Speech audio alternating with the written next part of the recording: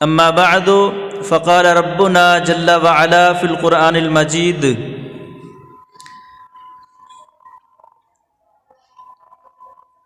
یا ایہا الذین آمنوا کتب علیکم الصیام کما کتب علی الذین من قبلکم لعلکم تتقون۔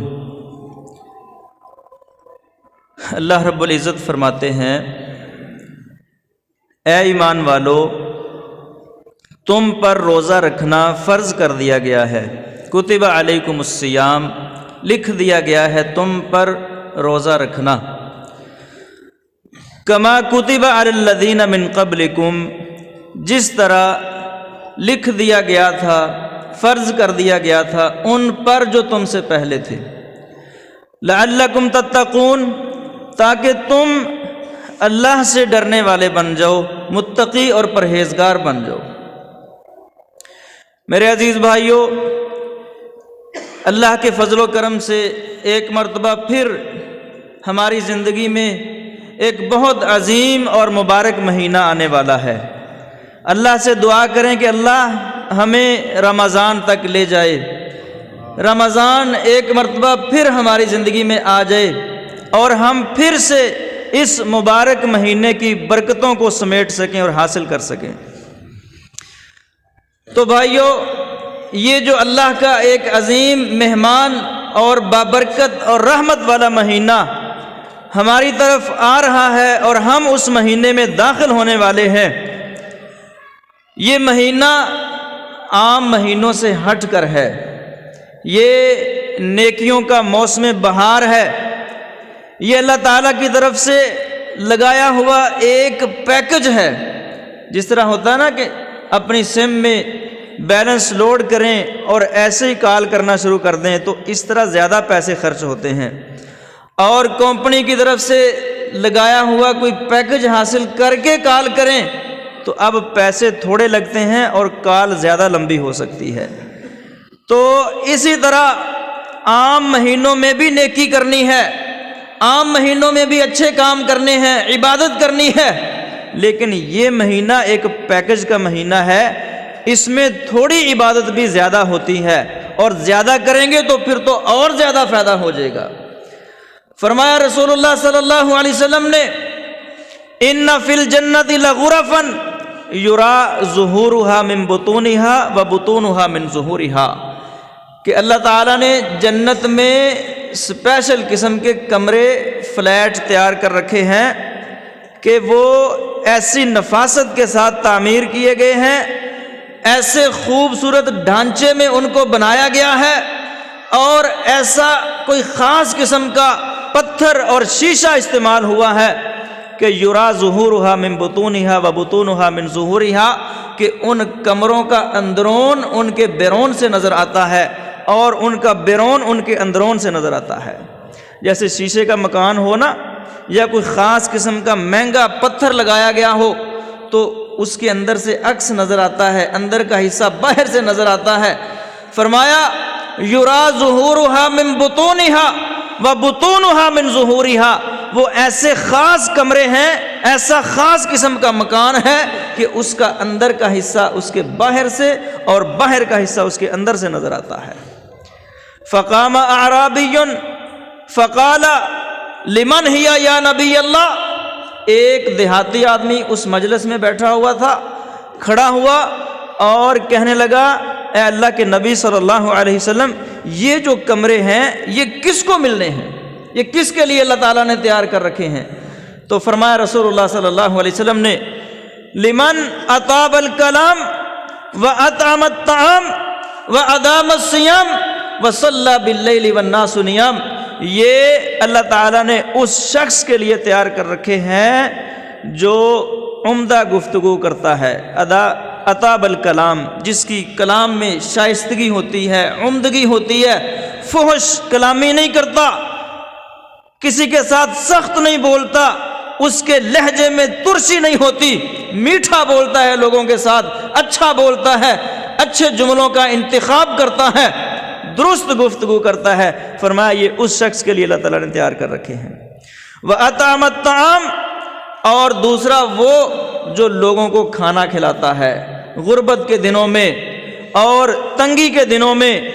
اور فقر فاقے کے دنوں میں اور قحط کے دنوں میں جب لوگوں کو بھوک لگی ہو، لوگوں کو دعوت کرتا ہے، کھانا کھلاتا ہے، اس کے لیے اللہ تعالیٰ نے تیار کر رکھے ہیں۔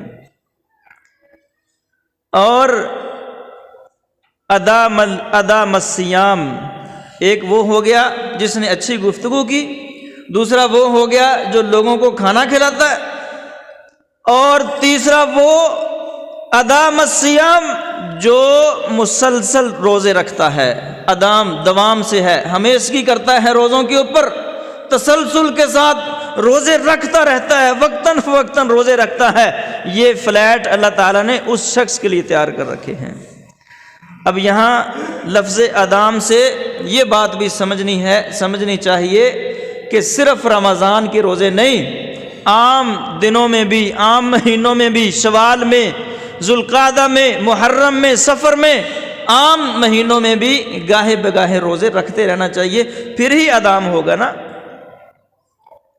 ایام بیز کے روزے رکھیں، سوموار اور جمعرات کا روزہ رکھیں، جمعے کا روزہ رکھیں، ایک پچھلا ساتھ ملا کر یا ایک اگلا ساتھ ملا کر۔ اور ایسے ہی رسول اللہ صلی اللہ علیہ وسلم نے فرمایا یہ جو صوم داود ہے، داود علیہ السلام کا روزہ، ایک دن روزہ اور ایک دن ناگا، فرمایا یہ اللہ تعالیٰ کو بہت پسند ہے۔ اس طرح پورا سال اپنے آپ کو روزوں کے پروسیس سے گزاریں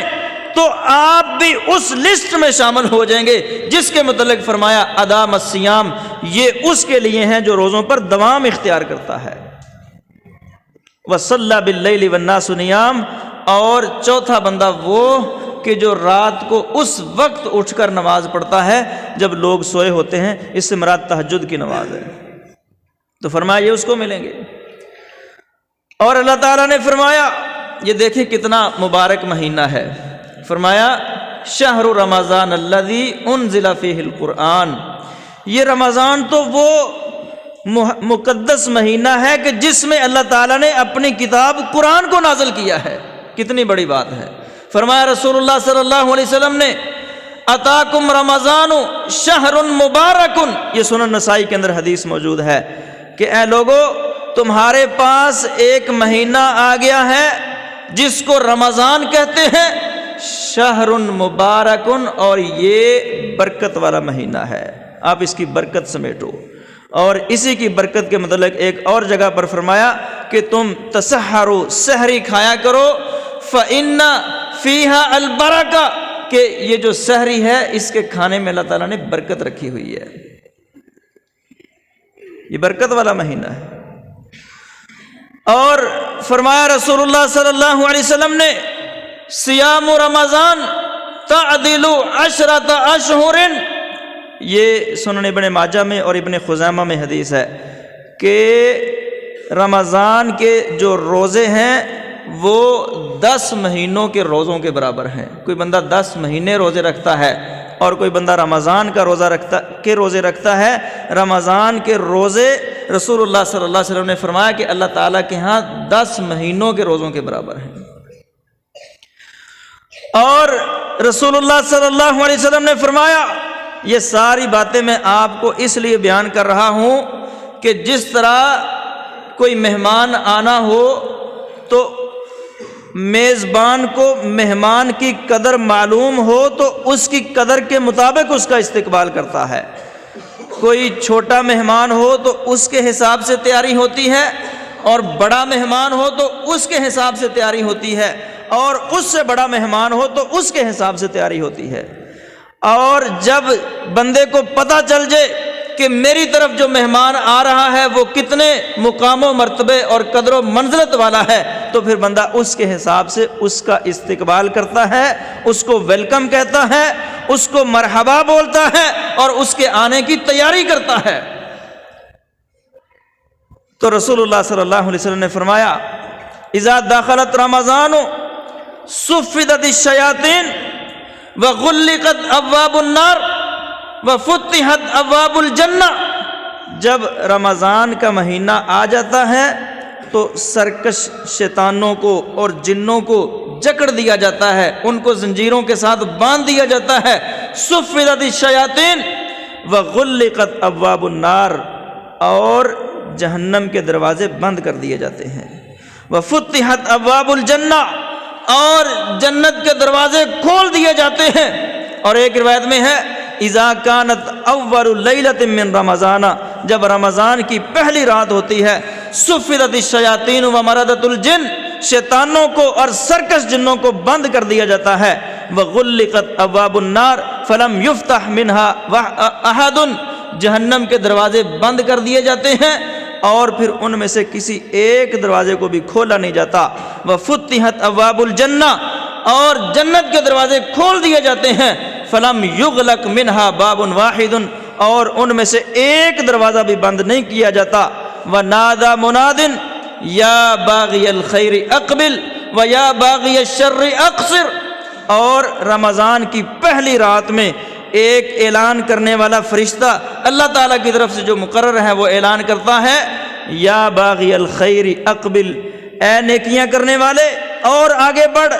آگے نکل اور زیادہ نیکیاں کر۔ وَيَا بَاغِيَ الشَّرِّ اقصر، اور اے برائیاں کرنے والے، برائیوں کو تلاش کرنے والے، ٹھہر جا، رک جا، اب اچھا نہیں لگتا کہ تو رمضان میں بھی برائیوں کا کام کرے۔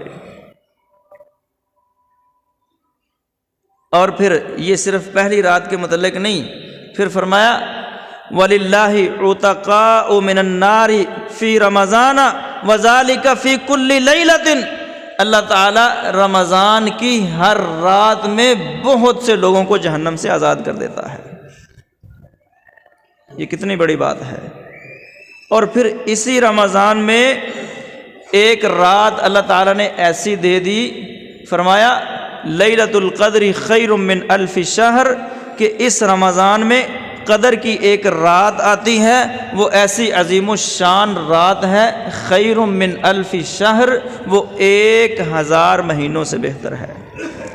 اب بعض لوگ 1000 مہینوں کے وہ نکالتے ہیں کہ کتنے بنتے ہیں ہفتے کتنے دن، یہ نہیں ہے، یہ کہا کہ 1000 مہینوں سے بہتر ہے۔ اب کتنی بہتر ہے یہ نہیں بتایا۔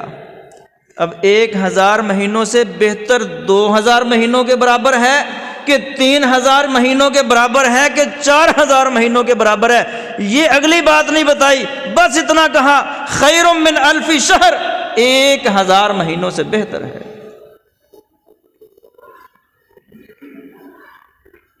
ایک عورت رسول اللہ صلی اللہ علیہ وسلم کے ساتھ حج پہ جانا چاہتی تھی، لیکن اس کے پاس جانے کے لیے سواری نہیں تھی۔ ان کے گھر میں 2 اونٹنیاں تھیں، ایک اونٹنی پر اس کا خاوند چلا گیا اور دوسری اونٹنی اگر وہ عورت اس پہ سوار ہو کے جاتی تو پیچھے گھر میں دودھ کا بندوبست کوئی نہیں ہو سکتا تھا، وہ دودھ دیتی تھی، اس لیے وہ آپ کے ساتھ نہ جا سکی۔ رسول اللہ صلی اللہ علیہ وسلم نے اس کو حوصلہ دیتے ہوئے فرمایا کہ جب رمضان آئے گا تو رمضان میں عمرہ کر لینا، فَإِنَّ عُمْرَةً فِي رَمَضَانَ تَعْدِلُ حَجَّةً مَعِيَّ، رمضان میں عمرہ کر لے گی تو اس کا اجر و ثواب ایسے ہی ملے گا جیسے میرے ساتھ مل کر حج کر رہی ہے۔ یہ کتنی بڑی بات ہے۔ اور یہ پیکج صرف اس عورت کے لیے خاص نہیں ہے، یہ ساری امت کے لیے ہے۔ آج آپ بھی اور میں بھی اس موقع سے فائدہ اٹھا سکتے ہیں، رمضان میں پیسہ خرچ کریں، ویزا لگائیں، ٹکٹ کروائیں، عمرہ کرنے کے لیے پہنچ جائیں۔ فَإِنَّ عُمْرَةً فِي رَمَضَانَ تَعْدِلُ حَجَّةً مَعِيَّ، نبی صلی اللہ علیہ وسلم نے فرمایا ہے جو شخص رمضان میں عمرہ کرتا ہے اس کو اتنا ثواب ملتا ہے کہ میں محمد صلی اللہ علیہ وسلم کے ساتھ مل کر حج کر رہا ہے۔ یہ بڑی بات ہے، یہ بہت بڑا پیکج ہے۔ اور رسول اللہ صلی اللہ علیہ وسلم رمضان کے مہینے میں قرآن کی تلاوت تیز کر دیا کرتے تھے، عام مہینوں سے زیادہ قرآن کی تلاوت کیا کرتے تھے، اور ہر رمضان میں جبریل علیہ السلام کے ساتھ مل کر قرآن کا دور کیا کرتے تھے، بلکہ آپ نے اپنے آخری رمضان میں تو 2 مرتبہ جبریل کے ساتھ مل کر دور کیا۔ اور ام المومنین عائشہ صدیقہ رضی اللہ عنہا فرماتی ہیں کہ رسول اللہ صلی اللہ علیہ وسلم جب رمضان میں جبریل علیہ السلام کو ملتے تو تلاوت کو زیادہ کرنے کے ساتھ ساتھ اپنی سخاوت کو بھی زیادہ کر دیا کرتے تھے، اور آپ رمضان میں اتنی تیزی کے ساتھ اور اتنی سپیڈ کے ساتھ سخاوت کیا کرتے تھے کہ تیز چلنے والی آندھی سے بھی زیادہ آپ سخاوت کیا کرتے تھے صلی اللہ علیہ وسلم۔ اور فرمایا اللہ تعالیٰ نے یا ایھا الذین آمنوا کتب علیکم الصیام کما کتب علی الذین من قبلکم لعلکم تتقون، اے ایمان والو تم پر اس مہینے کے روزے فرض کر دیے گئے ہیں جس طرح تم سے پہلوں پر فرض کیے گئے تھے۔ کوئی یہ مقصد نہیں کہ تمہیں بھوکا پیاسا رکھنا ہے، مقصد کیا ہے؟ وقتی طور پر کچھ حلال چیزوں کی پابندی لگا کر تمہارے اندر حرام چیزوں سے مستقل بچنے کا تقوی اور پرہیزگاری پیدا کرنا مقصد ہے، لعلکم تتقون، تاکہ تمہارے دلوں میں اللہ کا ڈر اور خوف اور تقوی پیدا ہو جائے۔ اور فرمایا فمن شہد منکم الشہر فلیصمہ، تم میں سے جو شخص بھی اپنی زندگی میں رمضان کا مہینہ پالے فلیصمہ، تو اس پر لازم ہے۔ یہ فلیصم امر کا صیغہ ہے، اور امر کا صیغہ وجوب کا تقاضا کرتا ہوتا ہے۔ فلیصمہ، اس پر لازم ہے کہ وہ رمضان کے روزے رکھے۔ اور صحیح بخاری اور صحیح مسلم میں حدیث ہے، رسول اللہ صلی اللہ علیہ وسلم نے فرمایا بنی الاسلام علی خمس، شہادت اللہ الہ الا اللہ وان محمد رسول اللہ واقام الصلاۃ وایتاء الزکاۃ وصوم رمضان وحج البیت، کہ اسلام 5 ستونوں پر کھڑا ہے۔ اسلام کی عمارت 5 بنیادی ستونوں پر قائم ہے۔ ایک ستون کیا ہے؟ شہادت اللہ الہ الا اللہ وان محمد رسول اللہ، اس بات کی گواہی دینا کہ اللہ ایک معبود ہے اور محمد صلی اللہ علیہ وسلم اللہ کے رسول ہیں۔ دوسرا ستون وَإِقَامِ الصَّلَاةِ، نماز کو قائم کرنا۔ تیسرا ستون وَإِيتَاءِ الزَّكَاةِ، اپنے مالوں سے اگر اس کا مال نصاب کو پہنچتا ہے اور اس پر سال گزر جاتا ہے تو اس میں سے زکوٰۃ ادا کرنا۔ وَصَوْمِ رمضان، چوتھا ستون ہے رمضان کے روزے رکھنا۔ وحج البیت، اور 5واں ستون ہے بیت اللہ کا حج کرنا۔ اب آپ دیکھ لو، کوئی بلڈنگ، کوئی عمارت جو 5 ستونوں پر کھڑی ہو، کوئی ایک ستون نیچے سے سرکا دیا جائے، گرا دیا جائے تو وہ بلڈنگ اپنے ڈھانچے پر قائم نہیں رہ سکتی، وہ نیچے گر جاتی ہے۔ گویا رمضان کے روزے، رمضان کا مہینہ، ان روزوں کا اہتمام اپنے اسلام کی عمارت کو بچانے کا اہتمام ہے۔ جو ان کا اہتمام نہیں کرتا، اس کا اسلام، اس کا ایمان، اس کی اسلام کی عمارت اور بلڈنگ وہ خطرے میں ہے، کسی وقت بھی نیچے گر سکتی ہے۔ اور فرمایا رسول اللہ صلی اللہ علیہ وسلم نے من صام رمضان ایمانا واحتسابا غفر له ما تقدم من ذنبه، جو شخص رمضان کے روزے رکھتا ہے 2 شرطوں کے ساتھ، ایک ایمان اس کا اللہ پر مضبوط ہو اور دوسرا اپنا احتساب کرتے ہوئے، غفر له ما تقدم من ذنبه، اس کے گزشتہ سارے گناہ اللہ تعالیٰ معاف کر دیتے ہیں۔ ومن قام رمضان ایمانا واحتسابا غفر له ما تقدم من ذنبه، اور جو رمضان میں قیام کرتا ہے، جس کو ہم اپنے عرف عام میں تراویح کہتے ہیں، جو تراویحوں کا اہتمام کرتا ہے، دل لگی کے ساتھ امام کے پیچھے کھڑا ہوتا ہے یا خود اس کی جماعت کرواتا ہے یا کسی طرح بھی اس کا اہتمام کرتا ہے، غفر له ما تقدم من ذنبه، اللہ تعالیٰ اس کے بھی گزشتہ سارے گناہ معاف کر دیتے ہیں۔ اور یہی بات اللہ تعالیٰ رسول اللہ صلی اللہ علیہ وسلم نے لیلۃ القدر کے بارے میں بھی فرمائی ہے، من قام لیلۃ القدر ایمانا واحتسابا غفر له ما تقدم من ذنبه، جو لیلۃ القدر کا قیام کرتا ہے، قدر کی رات کو تلاش کرتا ہے، اس میں جستجو محنت طلب کرتا ہے، غفر له ما تقدم من ذنبه، اس کے بھی گزشتہ سارے گناہ اللہ تعالیٰ معاف کر دیتے ہیں۔ اور فرمایا رسول اللہ صلی اللہ علیہ وسلم نے فتنۃ الرجل فی اہلہ ومالہ وجارہ تکفرها الصلاۃ والصیام والصدقۃ والامر بالمعروف والنہی عن المنکر، کہ بندہ اس سے غلطیاں ہو جاتی ہیں، اس سے خطائیں ہو جاتی ہیں، فی اہلہ، گھر والوں کے متعلق، و مالہ، اپنے مال کے متعلق، و جارہ، اپنے پڑوسیوں کے متعلق کچھ تھوڑا بہت اونچا نیچا بول دیا ان کے ساتھ، فرمایا تکفرها الصلاۃ والصیام والصدقۃ، جب وہ نمازیں پڑھتا ہے، جب وہ روزے رکھتا ہے، جب وہ صدقہ کرتا ہے، والامر بالمعروف والنہی عن المنکر، اور جب وہ نیکی کا حکم دیتا ہے اور برائی سے منع کرتا ہے تو یہ چیزیں اس گناہوں کا کفارہ بن جاتی ہیں۔ اور بیٹھ جاؤ بیٹا، نیچے بیٹھ جاؤ۔ رسول اللہ صلی اللہ علیہ وسلم نے فرمایا من صام یوما فی سبیل اللہ بعد اللہ وجہہ عن النار 70 خریفا، کہ جو شخص اللہ کی راہ میں جہاد کرتے ہوئے ایک دن کا روزہ رکھ لیتا ہے، ایک دن کا جہاد کر رہا ہے، دشمن کے ساتھ مقابلہ کر رہا ہے، مقتل میں کھڑا ہے اور ساتھ ساتھ اس نے روزہ رکھا ہوا ہے، بعد اللہ وجہہ عن النار 70 خریفا، اللہ تعالیٰ قیامت کے دن اس کے چہرے کو جہنم کی آگ سے 70 سال دور کر دیں گے۔ یہ فضیلتیں ہیں روزہ رکھنے کی۔ اور فرمایا الصوم جنۃ من النار کجنۃ احدکم، کہ یہ جو روزہ ہے نا یہ جہنم سے ڈھال بن جاتا ہے، رکاوٹ بن جاتا ہے، جہنم کے سامنے یہ پردہ اور دیوار حائل ہو جاتا ہے، جس طرح تم میں سے کوئی ایک اپنے آپ کو گرمی سے یا بارش سے یا دھوپ سے بچانے کے لیے کوئی ڈھال استعمال کرتا ہے۔ اب دھوپ میں سفر کر رہے ہو نا تو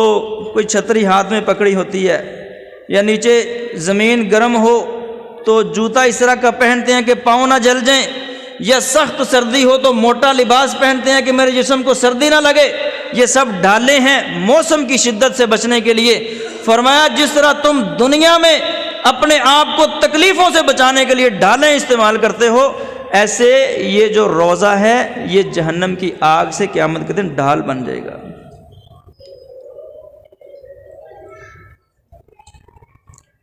اور فرمایا رسول اللہ صلی اللہ علیہ وسلم نے کل عمل ابن آدم یضاعف الحسنۃ بعشر امثالها الى 700 ضعف الى ما شاء اللہ تبارک و تعالی، کہ آدم کا بیٹا جو بھی نیک عمل کرتا ہے، کسی قسم کی نیکی کرتا ہے، اللہ تعالیٰ اس کو ڈبل کرتا ہے، اس کو 10 گنا کرتا ہے،